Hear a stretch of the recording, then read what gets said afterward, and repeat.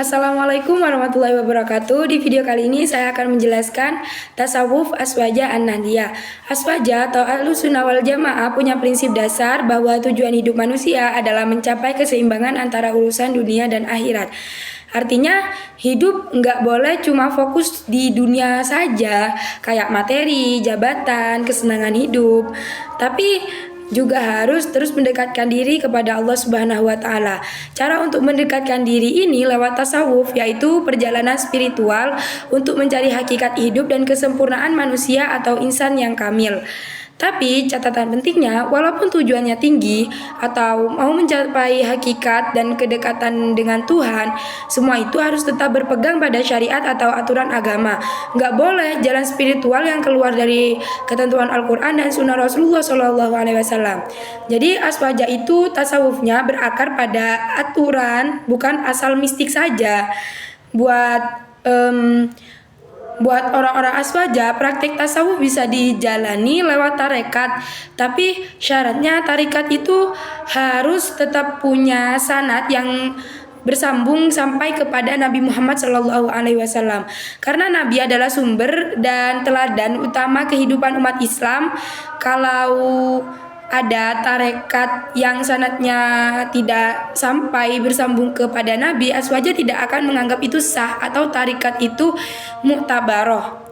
Dalam bab 5 buku tasawuf ini, buku Aswaja yang diterbitkan oleh LTNU, intinya membahas tentang cara pandang Nahdlatul Ulama dalam hal tasawuf atau sufisme, yaitu ilmu dan praktek untuk mendekatkan diri kepada Allah lewat pembersihan hati dan jiwa.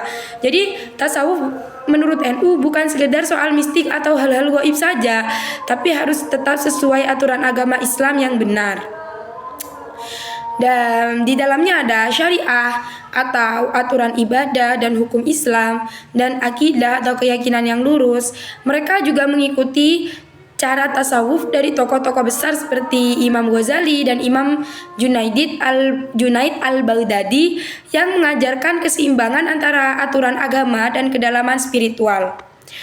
Terus tujuannya adalah supaya orang jadi lebih baik secara batin, punya akhlak mulia dan hati yang bersih dari sifat buruk. NU juga menolak kalau ada tasawuf yang keluar dari ajaran Islam yang benar, misalnya yang bisa bikin syirik atau bid'ah. Inti pelajaran pentingnya lagi, tasawuf ini adalah cara untuk warga NU supaya jadi orang yang moderat, toleran, dan berakhlak baik, yang hubungannya dengan Allah dan sesama manusia tetap harmonis.